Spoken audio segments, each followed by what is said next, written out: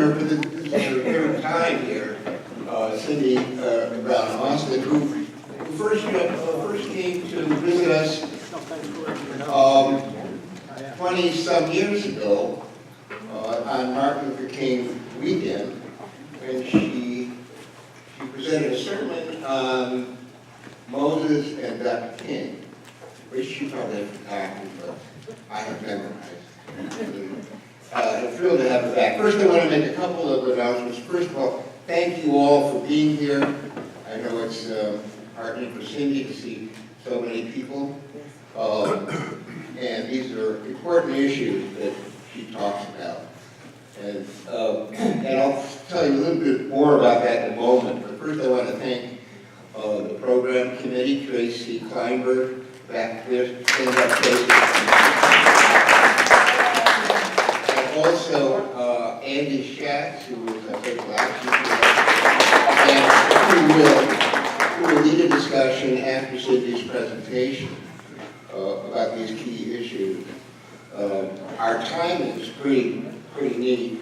When we scheduled this about 9 months ago, we had no idea that it could, well, we looked at the calendar and said election on November 8th, but imagine this 2 days before the election, we are here discussing an issue that is critical to what's ahead. And so I also want to point out what's obvious, but which I may miss pointing out. Cindy's book, Cinders, has recently been released. It's a wonderful book. And so I don't want commerce to somehow be forgotten this morning. It's really important. It's a beautiful book. It makes a beautiful gift. It's a great read. And Cindy will be happy to sign it for you after the... Yes? Will that be after Andy's presentation? Yes, but you'll be able to buy the book anytime during the next during the thing, and then you'll have it when and ask Cindy to sign it. Some of you who can't maybe stay for the whole thing, she'll be. We'll figure it out. But anyway, the book is for sale. And how much is it? It's $15. So what a bargain! So, a bargain. Yes. Larry, If you want to buy the book before we're officially set up, just come see me. Okay. That's clear. And just one other announcement, which is next weekend, is our rabbi installation weekend. Rabbi Marcy Fellows. And everyone's invited Friday night for the actual installation. We went out to Walgreens and bought a rabbi installation kit. and we're ready to, you see those, I mean, they don't sell very well. And they are expensive. All right. So afterwards, as I say, after Cindy's presentation, we'll have a conversation, and we invite all of you to join in the conversation. Maybe even some of you who are back there in the grandstand, who may want to, and we'll have a special welcome to the kids from our school who are here for this. Okay, so the name Cindy Brown Austin first came to me I became aware of it 25 years ago, when one of the assistant editors at Northeast Magazine, which I edited at the time, came to me and said, "You should read this, boss." This was a rare occasion because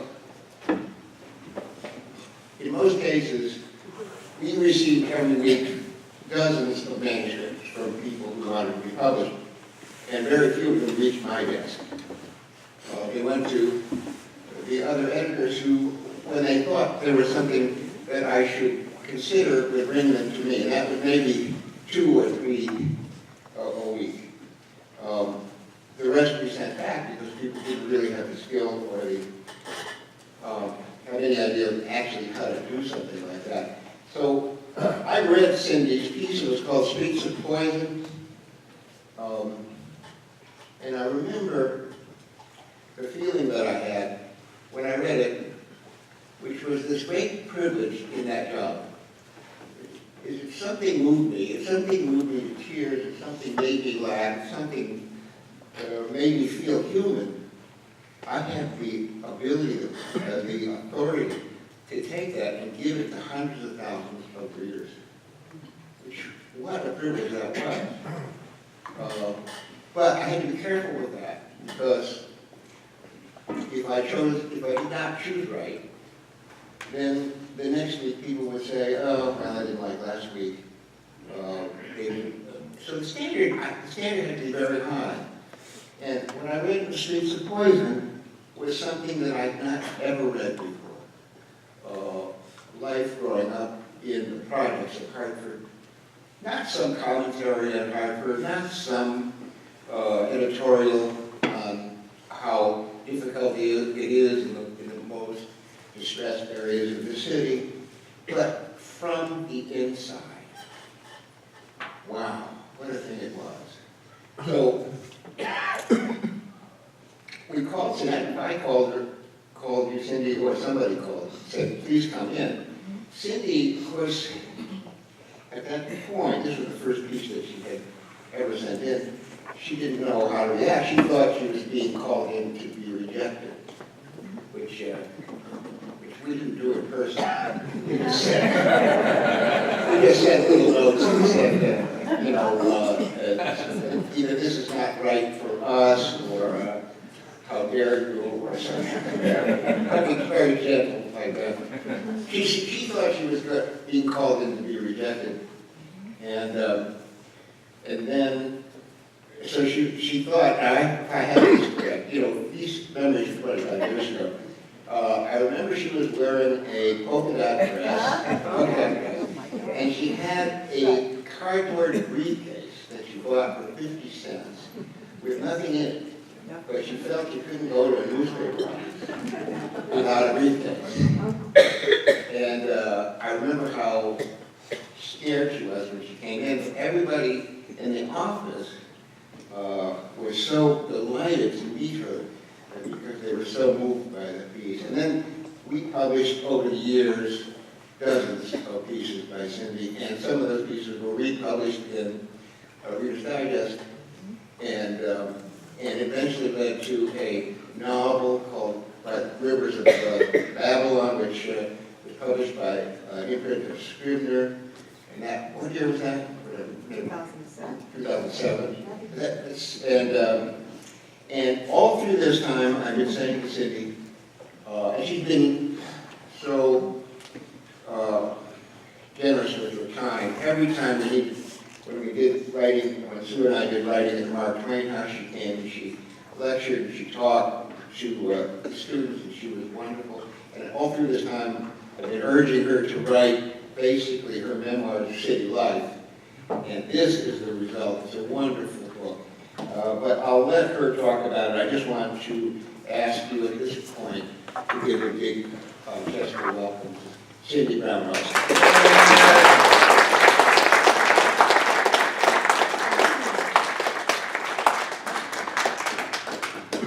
Thank you so much for having me here at Beth Shalom. Rodfe, is that it? I'm going to get it before I leave here. Let's see. It's so great. I pulled into the parking lot and saw the cars. I said, oh my gosh, so many people turned out. Thank you. Thank you for caring. Thank you, Mayor, for such a wonderful tribute. And I think you stole all my stories, so I can't use that. I'm so grateful to Andy Schatz. Andy, he took me out to lunch and sat down with me, and we had a very affirming, very inspiring conversation, and helped me a lot. Thank you, Andy, for being so generous with your time. And Tracy, who emailed me back and forth, and sometimes really hard to keep up with, but she's good at it. She's quite tenacious. And to Sue and Jess and Pete, and I started calling names, so I better back out now. Let them say, but it's truly a great honor to be here today. especially so close to the election. Wow. Pretty soon you'll realize that I'm not a great speaker. I'm not that articulate at all. I just try to speak from the heart, and I hope that's okay with you. Yes. Again, thank you for having me. I'm comfortable here. This is actually not my first time here, and I told Blair, I promised I wouldn't say Jesus where I was. Jesus, I'm not ashamed of you, but I will call you. It's indeed a great honor just to be invited to the Books Bagels program, because you guys have chosen any author to come, and so I just feel really delighted by that. I want to just kind of looking at my notes here, and I think that at a time like this, to have this kind of discussion and this kind of dialogue is very important. It takes a lot of courage to put something like this together, because when you put people in the room, especially now, you don't know what's going to happen. As we see, we've been watching the news, and my daughters are riveted to CNN, and we take turns with the latest escapade and what is the next adventure that we've heard about. And I have to tell you, as African American, I am afraid. I don't know what's going to happen. I know I don't have a passport, so I have to really look at my options. But I hope that the country will do the right thing. What I typically need to do, and I don't intend for this to be a long, drawn-out speech, but what I'd like to do, I always have to give myself sort of a thing to stay on task, because I find that I'm starting to ramble. So I thought of a fitting thing for the hour, and I think the thing would be knowing what it took and doing what it takes. Knowing what it took and doing what it takes. I wrote the book because there were so many things that happened to us, and nobody knew it. Nobody knew that we happened. And if you drive past my old neighborhood, there's a Walmart there. There's no sign, there's no memorial of all of the people who have died there. I started to pass out just a list of the names of people who, I started counting the list of names of people who died in the project where I grew up. I grew up in Charlotte Terrace. Most of you know that. It's off Flatbush Avenue in Hartford. And I started to just kind of pass out this list of names and how they died and their ages, but I thought that was kind of morbid, so I figured I'd just tell my stories instead.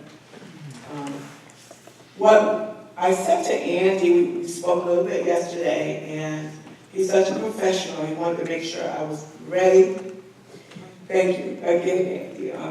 And so we talked about what I would discuss, and I thought to myself that it would be kind of fun to take you on a journey of what it's like, kind of being in my skin, maybe for about 15 minutes or so. Breathing while black syndrome is what I call it. A lot of times when you look at the news and you see what's going on, people don't really understand why there's such anger. They don't really understand why people are so angry, yet they don't do anything but march. And I try to figure out, we're angry, we're upset, people are dying. Truly, we've got to do more than get together and march on the state capitol, especially if it's a Saturday and nobody's there, everybody's home. So we have to figure out what to do with the anger.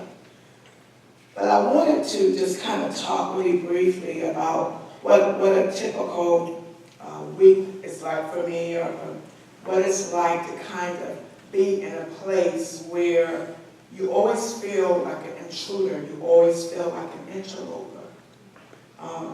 It starts out, something as simple as you're walking down the sidewalk. You're walking about black, walking down the sidewalk. And typically, depending on where you are, as African American, you already know if there's people coming towards you and they're white, then you need to swerve, you need to defer, you need to move and let them pass. It's something instinctively that you kind of brought up doing. Even if they're men, you automatically know that if you don't, there might be somebody's shoulder will hit yours, and then you will walk away frustrated and angry. So rather than put yourself in a situation, you try to avoid situations like that, and you just kind of defer.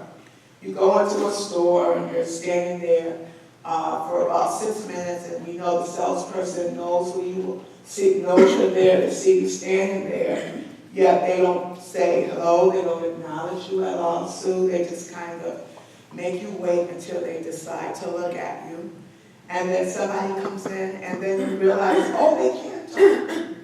So then they say hello to the person who's behind you and start some dialogue. And if you don't say anything, they'll wait on that person before you. And you're always pushed to be confrontational. And I'm finding that the older that I get, it seems to happen a little more. I don't know. So things like that happen a lot. Or, I will take a young person out to lunch, and it's so good to see young people here, especially for a discussion like this. It's a discussion I hope that will be uncomfortable for all of us. I've learned that truth has a way of making you feel uncovered. And I had to decide a long time ago whether I was going to flow in truth or I was going to let my ego get the best of me. And after a few embarrassing moments, I figured truth was a little bit easier to manage if I just kind of stuck with what was real, even if it was a difficult conversation. So there are times when, because of Lair, and I'll get to that shortly, the doors that he opened for me. Larry is this remarkable person because he's so low-key, but so powerful at the same time. And when I reached out to him at the Courant, I would stare at his picture. He didn't know this about me. He had horn-rimmed glasses at that time, and I had 3 babies and Pampers. I was 19 years old and I was married. And I always wanted to write. I always written. I had a high school diploma, but certainly I was not in a good place. But I would get the paper and I would just look at this guy and read his column. And then one day I started to send things to him. And because of my association with Larry, doors opened up. And I actually began to believe that I could do this. I could become a writer. And with that comes the responsibility of people coming to you saying, Cindy, I want to write also. So many times I take young people out to restaurants, young writers, just to engage them, to see where their mind is, to motivate them, to look at what they have.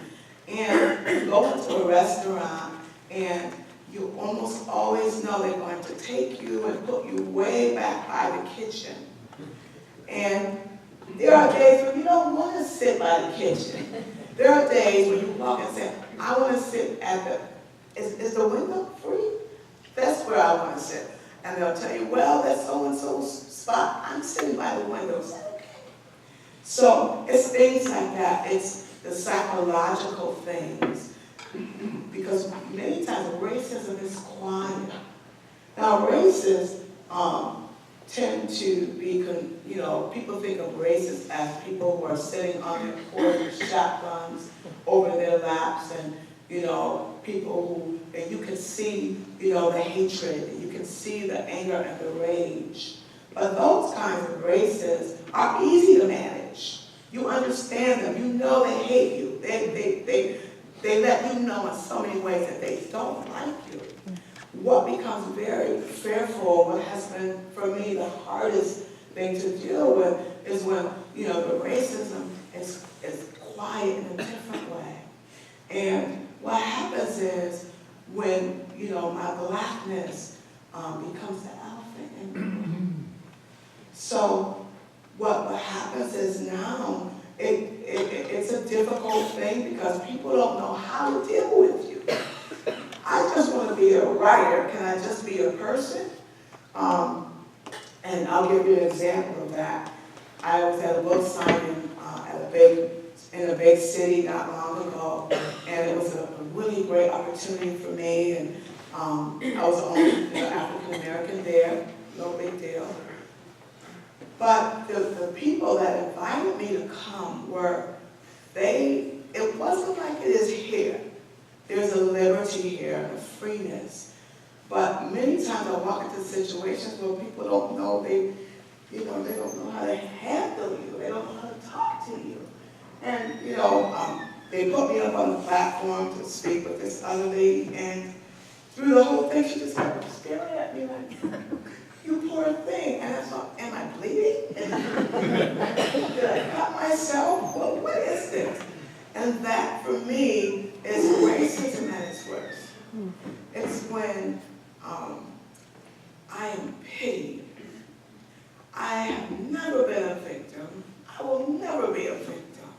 And even with all of the terrible things that I see and I experience and I go through, for me, being a victim is the most demeaning, the most tragic kind of figure. And so I need America to know, and this is part of the struggle that African Americans, we want you to understand that even if we don't say it, we can feel it. We want you to know that you can talk to us. We do understand.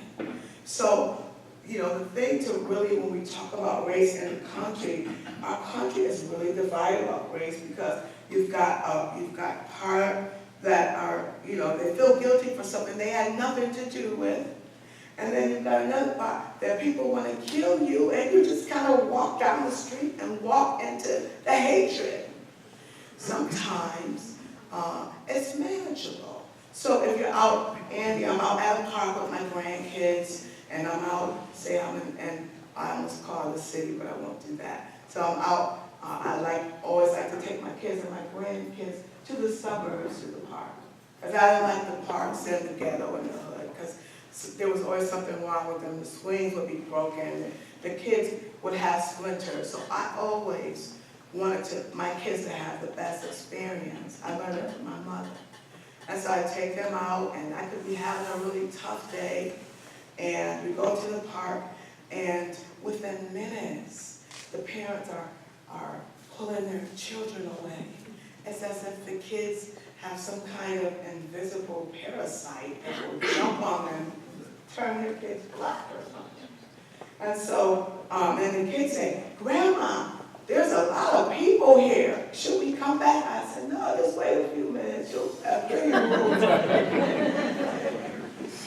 The feeling of that, it's funny, when I was growing up, one of the things that black people used to tell their kids, they don't do that anymore. And I think that's a big part of some of the chaos. A lot of the mothers don't raise their children anymore. And I know I'm a bit raw, so I apologize in advance. I just kind of say it. I don't have any better sense, so I'm rambling, but I know you guys know exactly where I am. So I was saying that, there are times when, I'll give you another example. Last year we went to Pennsylvania where the Amish are, and everybody was on the bus and they were talking about this great experience. Wait till we get to the Amish buffet. Oh, the food is so wholesome, it's so good, there's no additives.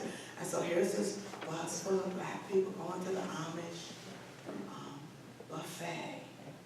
And so you walk in, okay, we're the only blacks here, okay, nice, all right. It's all right, we eat too, And then you come in and you pay the same, you're using the same kind of money. I mean, it's crazy, it's green. So we pay, and then we're escorted away from the group who are eating and milling about to this little side room where we have our own little buffet. We didn't set that up. Why are we in this room?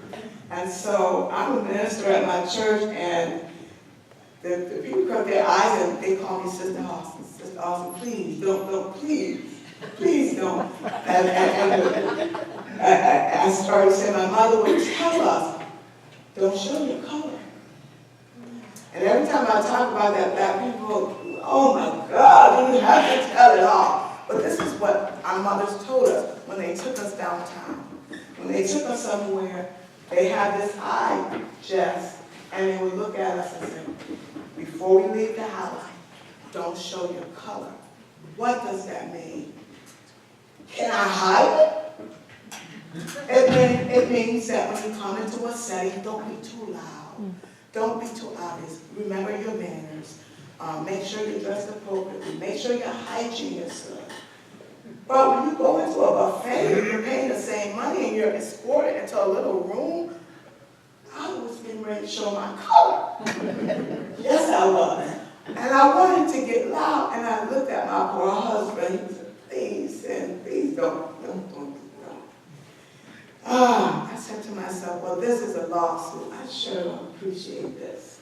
But the food sure was good. So I behaved myself and I ate it. That same weekend, we went to a store and walked into a place, and it was a beautiful country store. You felt the whole Amish vibe.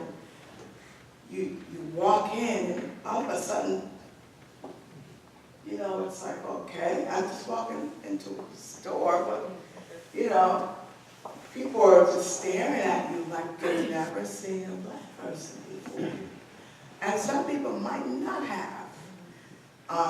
The way it feels, you kind of get used to it after a while, unless it becomes quite hostile. And so I had on shoes which are similar to the ones I'm wearing right now. They haven't begun to talk yet, but they will by the time I sit down. And so I wanted to sit down, and I saw an older gentleman looking at me like he wanted to shoot me. And sometimes I don't always behave, I have to tell you. Sometimes I'll just turn and just, okay, I'm here. I do have some meltdown moments. So I went and sat in an armchair not too far from him, and the gentleman jumped up and he walked out in such a huff. And that particular day, I was all right with it. The next morning when we went to see a show, so they have these shows at this place called Sights and Sounds, and they have this biblical show where all of these Christians come. And so I'm standing in line, and I really wasn't supposed to be on the trip. But somebody said, you know, we have an extra ticket, it's not a good ticket, it's in the terrible section, but if you come along, you'll get to see the show. And I said, okay, great.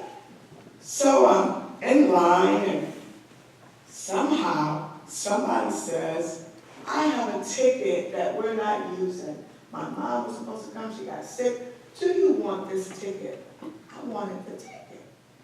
So now I end up in the expensive seats. Everybody that came with are way in the back. I'm sitting almost in the front row, right by the stage. I'm so excited, but of course, most of the people that look like me could not afford those seats.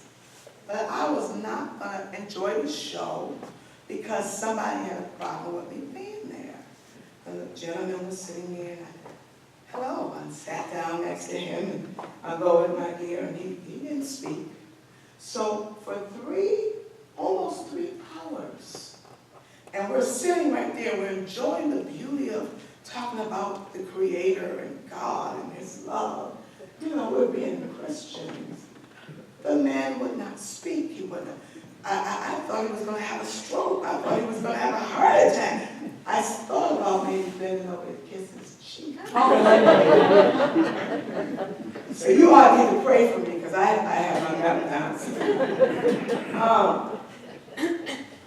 And on the subject of meltdowns, and I always kind of ask myself, should I not tell these stories? So I've had some meltdowns that were kind of significant.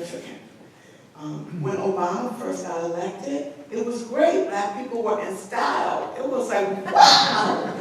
For the first 4 years, it was so fun to be black. It was like, oh my gosh, I'm never going to change.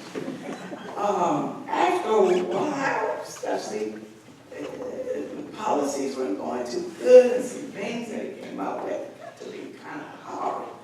Now it's horrific. And so, right around the time he got elected, was one of the moments I was having a meltdown. I wasn't having a good day. I was unemployed. I was angry about that.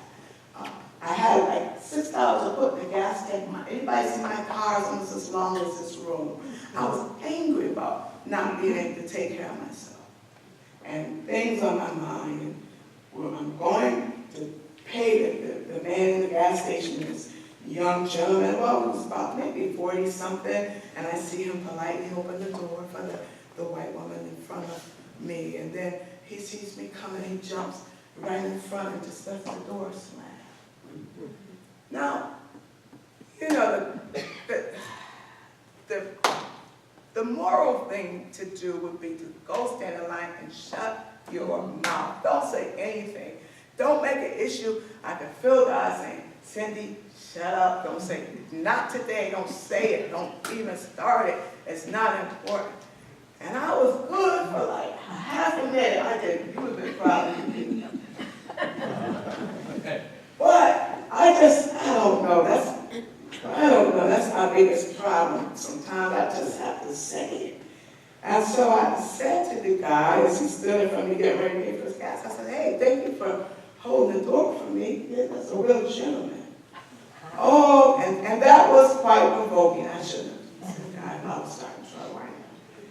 But he turned to me, and he said something that I think a lot of people are thinking. He said, you effing people, you always think somebody owes you something. And boy, he let me, nobody owes you anything. And he went on with such a spew, and guess what I said? You wouldn't say that to my husband. If my husband was here, I said, Cindy, wow, be quiet. But it's a sentiment that people feel. He felt like I don't owe, and he didn't owe me to hold the door for me. And so many times you're dealing with this. This is a woman, and I'm a woman. What is the difference? The child wrote tears, probably I get kind of right.